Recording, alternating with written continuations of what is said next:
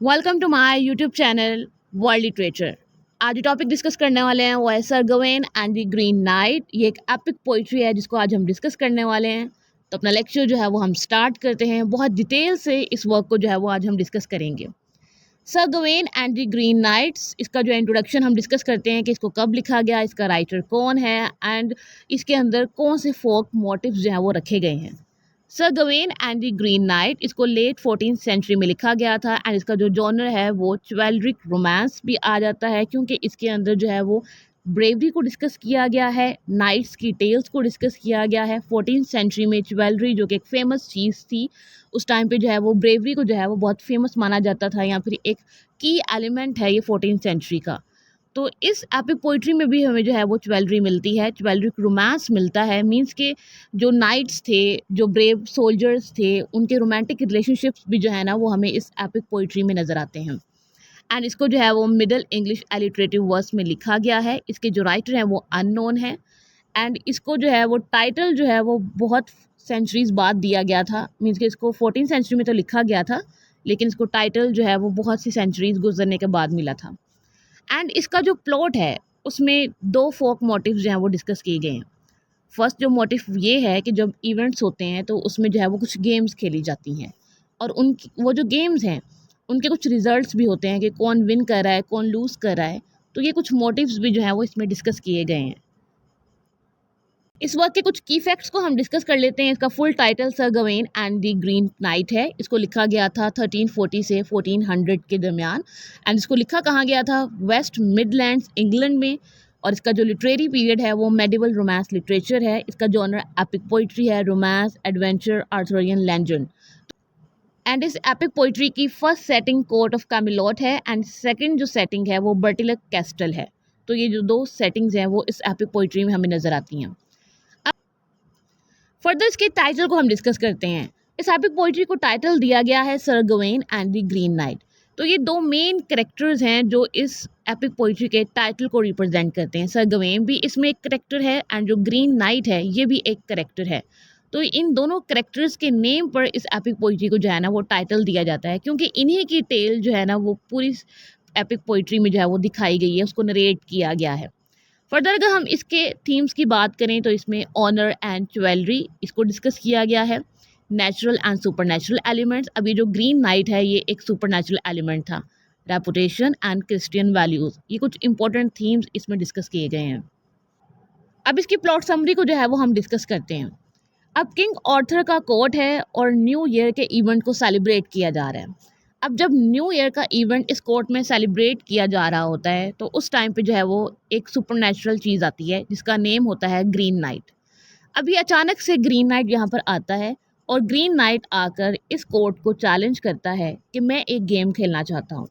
अब वो गेम ये होगा कि मैं किसी को अपना एक्स दूंगा और उस एक्स से वो मुझ पर जो है ना वो स्ट्राइक करेगा, और उसके बदले में जो मुझ पर स्ट्राइक करेगा उसको मैं 1 साल बाद जो है वो दोबारा से जो है ना वो स्ट्राइक करूँगा। मतलब कि मैं 1 साल बाद उससे जो है वो बदला लूँगा, 1 साल बाद उस पर जो है वो वार करूँगा। तो जब ये अपनी ऑफ़र इस कोर्ट में रखता है तो हर कोई जो है ना वो हैरान हो जाता है, परेशान हो जाता है। तो किंग ऑर्थर जो है ना वो इस चीज़ को एक्सेप्ट कर लेते हैं। ग्रीन नाइट चैलेंज करता है कि कोई भी जो है वो एक्सेप्ट नहीं कर रहा है। तो फाइनली अपनी रेपुटेशन को देखते हुए किंग ऑर्थर खुद आते हैं और इस चैलेंज को एक्सेप्ट कर लेते हैं। अब किंग ऑर्थर जो है ना वो चैलेंज को पूरा करने ही वाले होते हैं कि किंग ऑर्थर का एक फ्रेंड या फिर इनके कोर्ट का ही एक मैन जिसका नेम सर गवेन है वो आ जाता है और वो कहता है कि मैं किंग ऑर्थर की जगह इस चैलेंज को एक्सेप्ट करता हूँ और मैं ग्रीन नाइट पे जो है ना वो पहले स्ट्राइक करूँगा। मैं ग्रीन नाइट का एक्स लूँगा और उसी से उसका हेड जो है वो कट ऑफ कर दूँगा। तो सर गवेन ऐसा ही करते हैं, वो ग्रीन नाइट पे जो है ना वो अटैक करते हैं जिससे उनका जो हेड है उनकी बॉडी से जो है वो सेपरेट हो जाता है। क्योंकि अब ग्रीन नाइट एक सुपरनैचुरल एलिमेंट है, सुपरनैचुरल पावर है, तो वो अपना हेड जो है वो दोबारा से जोड़ लेता है और एक पूरा ह्यूमन बीइंग दोबारा से बन जाता है। अब जाते हुए वो सर गवेन को कहकर जाता है कि पूरे 1 साल बाद तुम मुझे जो है वो ग्रीन चैपल में ढूंढना और वहाँ पे जो है ना मैं तुमसे बदला लूँगा, तुम पर जो है ना वो अटैक करूँगा, तुम पर जो है वो स्ट्राइक करूँगा। अब कोर्ट जो है वो अपनी नॉर्मल सिचुएशन में आ जाता है। यहाँ पर फेस्टिवल्स हो रहे हैं, इवेंट्स हो रहे हैं, सीजन्स गुजर रहे हैं, टाइम जो है वो गुजरते जा रहा है और 1 साल जो है वो कंप्लीट हो जाता है। उसके बाद सर गवेन जो है वो बहुत डरे हुए थे, क्योंकि अब जो है वो टाइम बहुत जो है वो करीब आ रहा था, क्योंकि उन्हें जो है वो ग्रीन नाइट के पास जाना था और ग्रीन नाइट से जो है वो फ़ाइट करना था। तो सर गवेन जो है ना वो अपनी यहाँ से अब जर्नी स्टार्ट कर देते हैं, क्योंकि 1 साल जो है वो होने वाला था। अब जो है वो इनको रास्ते में बहुत सारे चैलेंजेस मिलते हैं, बहुत सारे जो है वो डेंजर्स आते हैं। बट सर गवेन जो है ना वो फाइनेस्ट आर्मर्स के साथ, और इनकी जो यूनिफ़ॉर्म होती है वो बहुत ब्यूटीफुल होती है। क्रिस्टियन पैंटल जो है ना वो लगे होते हैं।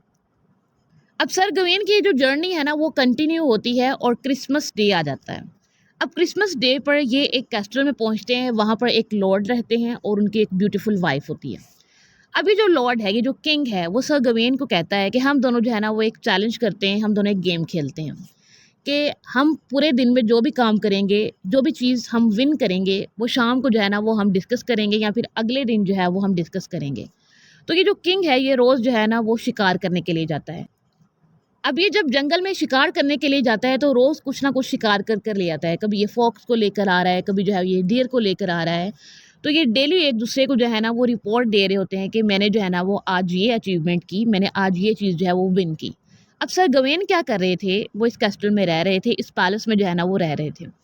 अब सर गवेन के पास एक लेडी आती हैं जो कि लॉर्ड की ही ब्यूटीफुल वाइफ थी। वो इनकी तरफ जो है ना वो कुछ एडवांसेस करती हैं, इन्हें जो है वो हरास करने की कोशिश करती है, लेकिन सर गवेन जो है ना वो इससे बहुत बच कर रहते हैं।